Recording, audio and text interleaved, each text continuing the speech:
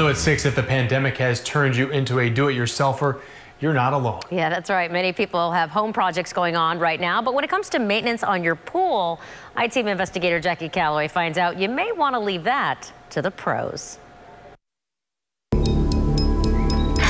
I came out and cleaned the pool filter like I've done hundreds of times.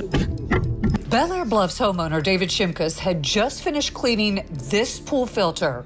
Seconds later, it blew off. When it exploded, this whole piece shot up in the air. The force of impact split open David's forehead down to his skull. It hit me right here and split me open about 9 centimeters all the way through my eyebrow. The accident took place last summer, but experts are now warning about the dangers of pool filters as more pool owners are performing their own maintenance during the pandemic. We need to make sure that those aren't leaking. Tony Arredondo with the Florida Swimming Pool Association says a pool's pumping system creates a lot of pressure on these filters. That filter pressurizing, depressurizing, constantly up and down, wears those threads down. Those threads Tony's talking about are the only part holding the top in place on thousands of brand name filters. Pool filters operate on a combination of water and air pressure, which can be a dangerous mix. They reached for the valve to manually release the pressure, and that was it. Robert, who works in the pool industry, lost his eye after his own pool filter exploded during routine maintenance. It exploded at that point in time.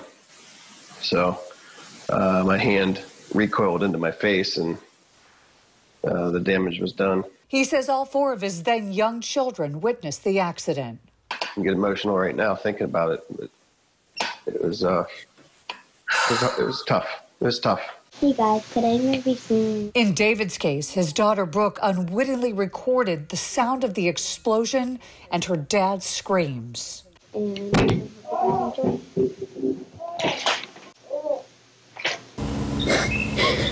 A year later, Brooke, now 11, gets upset thinking about that day and what happened to her dad.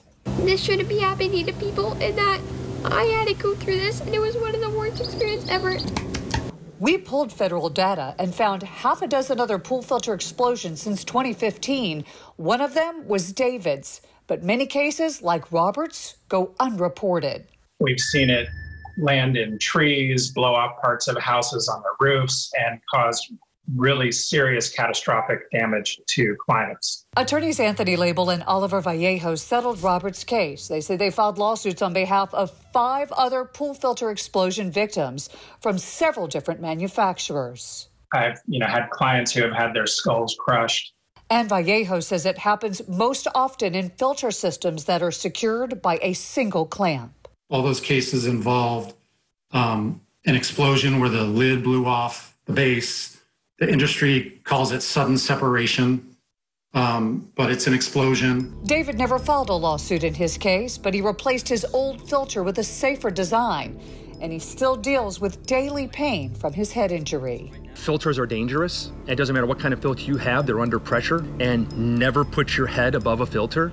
The most important thing to remember regarding working on your pool filter is to always make sure the pump is off before you go anywhere near it. And make sure that you have a licensed professional check your equipment at least every 2 years. I'm I-Team investigator Jackie Calloway taking action for you.